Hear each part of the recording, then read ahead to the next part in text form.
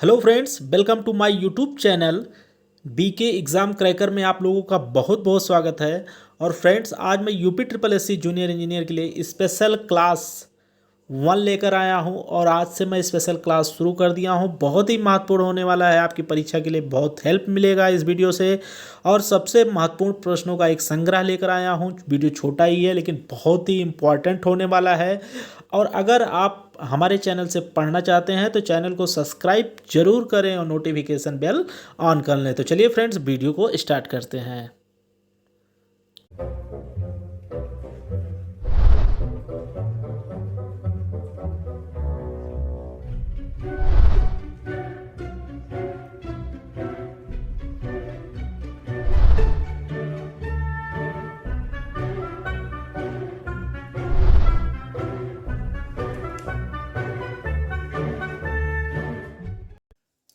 तो फ्रेंड्स, आप लोग देख सकते हैं, प्रश्न नंबर फर्स्ट है कि कौन कृषि वित्त की पूर्ति का स्रोत है। कौन कृषि वित्त की पूर्ति का स्रोत है, यानी कृषि से किसकी पूर्ति होगी? संबंधी, साहूकार, सरकार या अड़तिया। तो इसका राइट आंसर जो होगा वो ऑप्शन नंबर सी है, सरकार। जो वित्त की कृषि वित्त की पूर्ति होगी उस स्रोत है सरकार का। चलिए नेक्स्ट क्वेश्चन। नेक्स्ट क्वेश्चन है कि प्रकाश संश्लेषण अधिक होगा। प्रकाश संश्लेषण कब अधिक होगा? पीले प्रकाश में, हरे प्रकाश में, नीले और लाल प्रकाश में, नारंगी प्रकाश में। तो दोस्तों, प्रकाश संश्लेषण अधिक होगा तो ये राइट आंसर होगा सी, नीले और लाल प्रकाश में। लेकिन अगर ये नीला और लाल अलग अलग दिया होता तो सबसे अधिक आपका पहले होगा लाल प्रकाश में, इसके बाद होगा आपका नीले प्रकाश में। लेकिन एक साथ दिया है तो राइट आंसर होगा सी, नीले और लाल प्रकाश में। नेक्स्ट क्वेश्चन है 3 नंबर, बहुत ही इंपॉर्टेंट है कि गाय के दूध में सॉलिड नॉट फैट का वैधानिक स्तर है। ऑप्शन देख लीजिए, 9%, 8.59%, 9.5%, 8%। तो दूध में सॉलिड नॉट फैट का जो वैधानिक स्तर है वो 8.59% है। लेकिन यहाँ गाय का दूध पूछा गया है। अगर यहीं पे आपका भैंस लगा दिया जाता कि भैंस के दूध में सॉलिड नॉट फैट को का वैज्ञानिक स्तर क्या होगा, तो 9.5%। आप लोग दोनों चीज़ याद कर लीजिए कि अगर गाय का पूछा जाए तो 8.59%, अगर भैंस का पूछा जाए तो 9.5% होगा। बढ़ते हैं नेक्स्ट क्वेश्चन की तरफ।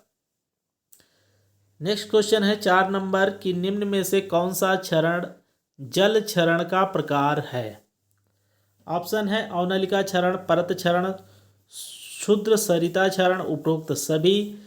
तो जल क्षरण की बात हो रही है तो जल क्षरण में ये तीनों क्षरण है, अवनलिका क्षरण, परत क्षरण और क्षुद्र सरिता क्षरण सॉरी। तो क्षुद्र सरिता क्षरण क्या होता है? जब बरसात होता है और सॉइल के कण टूटते हैं तो वो क्षुद्र सरिता क्षरण कहलाता है।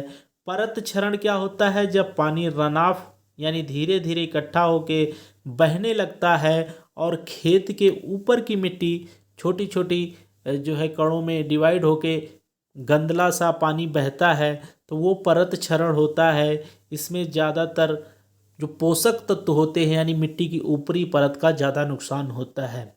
इसके बाद आपका अवनलिका क्षरण क्या है? तो ये परत क्षरण और क्षुद्र क्षरण का बहुत बड़ा रूप है। अवनलिका क्षरण इसमें क्या होता है, गली बन जाता है। ये आप देखे होंगे, जैसे किसी मान लीजिए पौधे की जड़ है, मान लीजिए ये जड़ है तो ये सबसे मोटा हुआ, इसके बाद इसमें से छोटे छोटे छोटे छोटे छोटे छोटे इस टाइप से बन जाते हैं। इसमें भी ये आपका अवनलिका क्षरण होता है। तो आपको तीनों क्षरण के बारे में समझ में आ गया होगा। पढ़ते हैं नेक्स्ट क्वेश्चन की तरफ। 5 नंबर है कि पपेन निकाला जाता है। ऑप्शन ये है रबड़ से, चीड़ से, पपीते से या पापी से।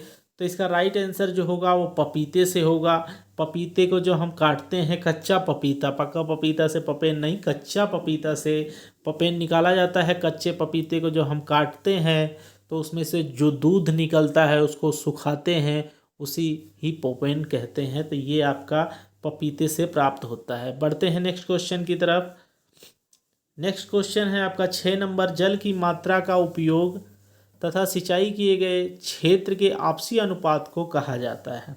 तो जल की मात्रा का उपयोग और सिंचाई किए गए क्षेत्र के आपसी अनुपात को सिंचाई अनुपात कहते हैं। बात आती है जल की ड्यूटी क्या होती है, तो एक निरंतर प्रवाह से सींचे गए क्षेत्र में इकाई शुष्क भार पैदा करने के लिए जितने पानी की जो है जितने पानी से फसल पक के तैयार होता है उसे जल की ड्यूटी कहते हैं। एक चीज़ आपका आता है डेल्टा। तो डेल्टा क्या शब्द होता है, डेल्टा ये शब्द होता है कि फसल काल में यानी फसल की बुआई से लेकर कटाई तक जितने हाइट तक पानी, यानी अगर 10 बार दिया गया मान लीजिए 1 1 सेंटी, तो 10 सेंटी जो गहराई होती है वो होती है आपकी डेल्टा। तो ये तीनों चीज़ आप समझ गए होंगे। बढ़ते हैं नेक्स्ट क्वेश्चन की तरफ। नेक्स्ट क्वेश्चन है कि निम्नलिखित में से क्रॉसब्रीड गाय कौन सी है। ऑप्शन ये है करन स्विस, बी है जर्सी, सी है ब्राउन स्विस और डी है डोलास्टिन फॉलिन। तो इसका राइट आंसर जो होगा वो ऑप्शन नंबर ये है करन स्विस। अब बताइए करन स्विस क्रॉसब्रीड कैसे किया गया। तो इंडिया की जो नस्ल है वो है साहिवाल नस्ल,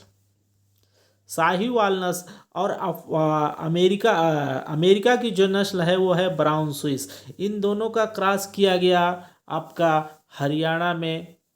हरियाणा में जो राष्ट्रीय डेयरी अनुसंधान केंद्र है वहाँ पे क्रॉस करके जो है करन स्विस निकाला गया और आजकल ये हरियाणा में जो है इसकी नस्ल पाई जाती है।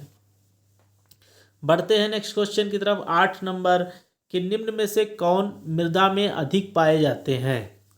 ऑप्शन है जीवाणु, कॉक, एल्गी, एक्टिनोमाइसीटीज। तो ये 4 ऑप्शन है। अगर आप संख्या के अनुसार इसमें अधिक पाए जाते हैं तो इसमें जीवाणु ही ऑप्शन है, लेकिन संख्या के आधार पर आपका जीवाणु पहले पाया जाता है, फिर एक्टिनोमाइटीज, फिर कवक, फिर एल्गी।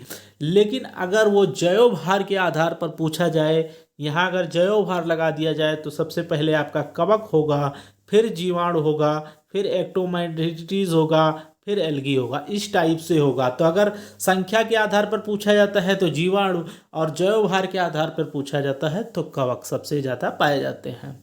बढ़ते हैं नेक्स्ट क्वेश्चन की तरफ। क्वेश्चन नंबर 9 बहुत ही इम्पॉर्टेंट है कि पौधे नाइट्रोजन किस रूप में लेते हैं। तो पौधे नाइट्रोजन किस रूप में लेते हैं, 4 ऑप्शन है सल्फेट, नाइट्राइट, क्लोराइड और नाइट्रेट। तो पौधे जो है नाइट्रोजन नाइट्रेट के रूप में लेते हैं। बढ़ते हैं नेक्स्ट क्वेश्चन की तरफ। क्वेश्चन नंबर 10 बहुत ही महत्वपूर्ण है कि पोस्टर शिक्षण सामग्री है। कोई पोस्टर लगा है तो किस तरीके का शिक्षण सामग्री है। तो इसका राइट आंसर होगा नॉन प्रोजेक्टेड दृश्य सामग्री जो ये होता है। तो कौन कौन सा होगा, पोस्टर हो जाएगा आपका, चार्ट हो जाएगा, फोटोग्राफ हो जाएगा, बैनर हो जाएगा, ये सब नॉन प्रोजेक्टेड दृश्य सामग्री में आते हैं। तो ये रहे फ्रेंड्स टॉप 10 मोस्ट इंपॉर्टेंट। इसी तरीके से मैं छोटे छोटे और इम्पॉर्टेंट क्वेश्चन आप लोगों के लिए लेकर आता रहूँगा।